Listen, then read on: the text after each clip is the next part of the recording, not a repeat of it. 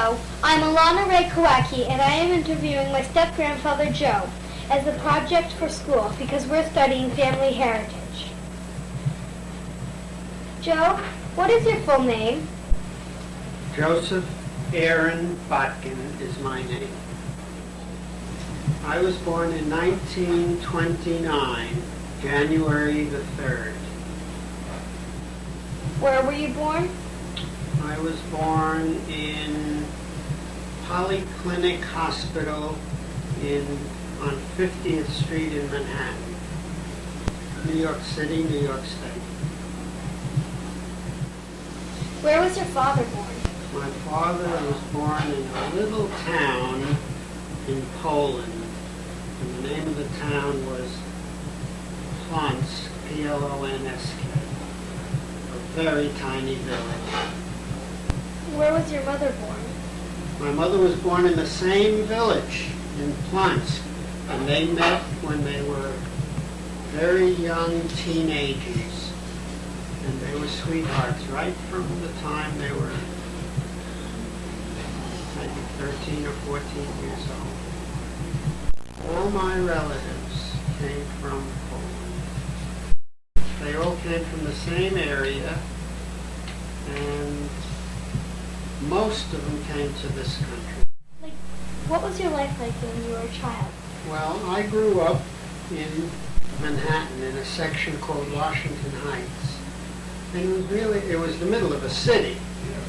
But it was really a very nice neighborhood with a lot of parks and trees and places to go. And when we were small, we could go on the subway or the bus for a nickel.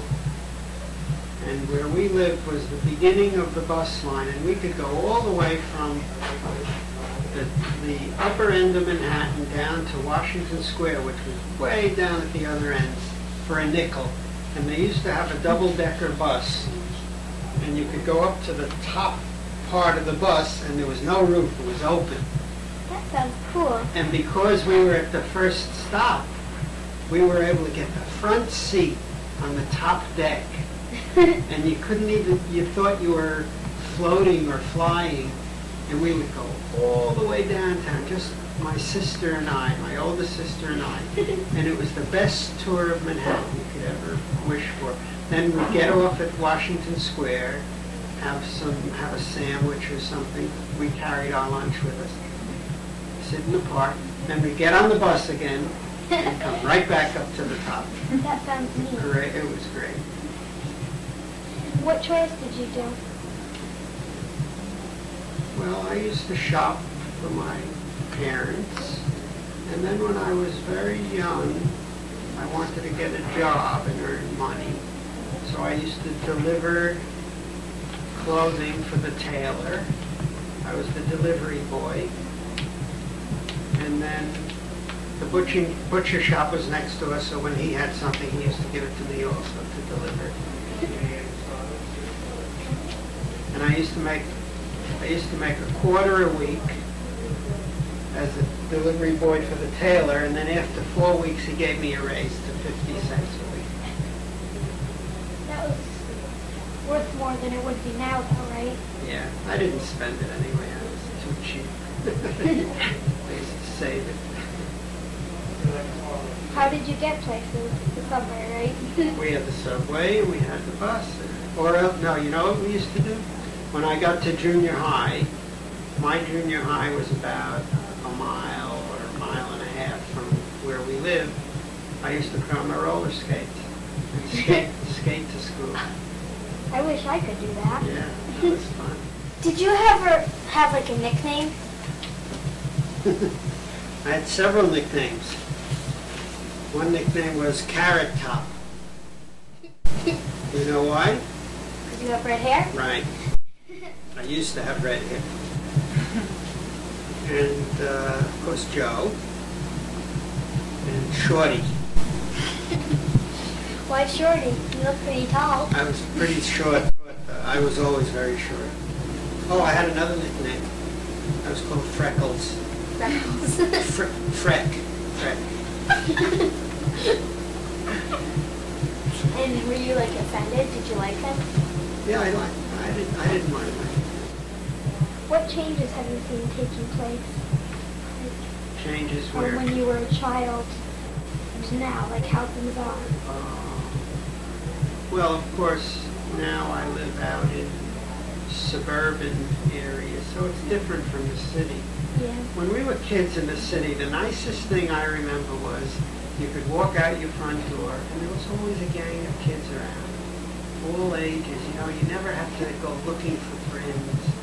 And we had a lot of big group games, like hide and go seek and ring the Levio and Johnny Ride a Pony. There was always a gang of kids around. That was a big change. What were those games like? Pretty wild. Pretty wild. A lot of running and grabbing and jumping and wrestling. And then we had ball games. We used to play stickball. Stickball is like baseball, but you used, instead of a bat, you used a broom handle and a Spalding. You know what a Spalding is? So one of those pink balls that bounce through a rubber ball. Stickball you used to play with the Spalding and a broomstick, and we used to measure how far you hit by the number of sewers. If you could hit 2 sewers, you were a good hitter. You know what I mean by sewers in the middle of the street? Yeah. Sewer, the manhole covers. Was there like traffic? Yeah, every time a car came, you just stop and wait for the car to go past and then play again. And other games, we had a game called curb ball. You know the way there's a sidewalk and then there's a gutter street and there's a curb where the sidewalk ends, a bump. And we used to play a game that you have to hit the ball against the curb and then it would bounce behind you and then you'd run around the bases. Instead of batting it, you hit it against the curb. The problem was, if you didn't hit the curb and it bounced the wrong direction, it would bounce against the building. And buildings had a lot of windows. So you can guess what happened occasionally. Broken windows. Did you ever break any? I didn't, but plenty of times while we were playing, windows got broken. Yeah. Did you play marbles? Yeah, we didn't call them marbles, we called them immies. Yeah. And everybody had their own favorite shooter. The marble that you used to hit the other marbles with. And there were all different kinds of marble games. There was one game where we would get a little cheese box, a wooden box, and you'd cut little holes in the side, and then you'd put it down on the ground, and people would try to roll their marble and get it in the hole. And if they got it in the hole, they would get 5 marbles, or if it was a very tiny hole, they'd get 10 marbles. And you were like the business manager, and every time they rolled a marble, if it missed, you kept it. And I used to come home with a tremendous bag of marbles. I never played because I didn't want to lose them, but I was always the one with the box. I had a big marble collection. And some marbles have designs in them, and other ones were clear, no color at all, or maybe one color, but no design. And those were called puries. Do you still have yours? No, all gone. What important events took place when you were young? Well, we had the World's Fair. 1939 World's Fair was a very exciting event. I was 10 years old, and we used to go to the World's Fair with our parents and sometimes without our parents. But they had special subways that went to the World's Fair. What was the World's Fair? All the countries of the world had buildings there where they had special exhibits, and all the big companies like General Motors and Goodyear Tire and electric companies had their own buildings with shows and exhibits going on, and all of it was very unusual. You could spend days and days just going and looking at all these special exhibits. It was really very very special place. The symbol of the 1939 World's Fair was the Trilon and Perisphere. Trilon was a long, skinny tower, and the Perisphere was a gigantic globe. If you collect stamps, there's a picture, there are many stamps with Trilon and Perisphere. I'll have to show you. I have some. And, like, why did that stop? Why is the... Well, it was only scheduled to last for a certain number of weeks, and then it was over. Were you, like, in any wars or anything? Well, there were wars while I was alive, but I was either too young. For the Second World War, I was a little bit too young. And then the Korean War started, and what I did was I joined the National Guard. In the National Guard, I had to go once a week for training. And then in the summertime, I had to go for 2 weeks to a special camp. I belonged to the National Guard for 8 years. And there's a question I'd like to go back to because kind of difficult to get the answer on that one. It was what changes have taken place while you've been alive? Changes that have taken place. Some good and some not so good. We never seem to worry about things like pollution in the air and pollution in the water. And now that seems to be such a big problem. And of course there are many more cars now than there were then, so probably the air was not less polluted then. And the biggest problem is that even though we had wars then, we never had a war where there was the possibility of nuclear annihilation. And now we've gotten such terrible weapons that we really are able to destroy the whole world if we're not careful. Did you have electricity and TV and stuff like that? When I was little, there was no such thing as TV.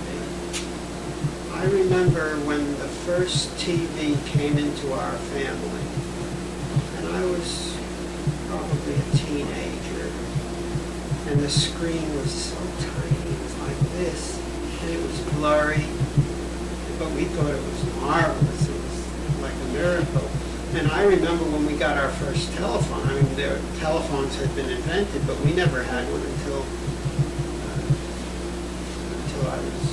Until your sister was a teenager and wanted to talk to her friends on the As phone. a matter of fact, that's exactly when you got it. You're right. You're right. I don't know whether there was a connection. I would have been surprised. That's right. Other differences? Other inventions that came along? Well, of course, cars got much more modern. And you know what was different? Of course, airplanes had been invented, but you never saw it. You didn't see them very much. Now, you look up in the sky, there's hardly a time when you don't see an airplane up there. In those days, if you saw a plane go by, you'd look up. Well, of course, space flight. There was no such thing as space flight. I wonder if TV will get more new and improved as the time goes by. Like you said, it was smaller and blurrier. I wonder if they'll get even better. I'm sure it will. There's something that they're working on right now called high definition TV. It's supposed to be much, much clearer. I think that's it. Make a stick on your FaceTime. Now, what's going to happen to this tape? Wait. Watch it and turn this. I just took some notes. I'll turn it into The name Botkin was adopted when my father's uncle came to this country. He was the first of the family to come to this country, and he wanted to be American, quote. Just like Alvin. He thought that the name Botkin sounded American. I don't know why, but that was his idea.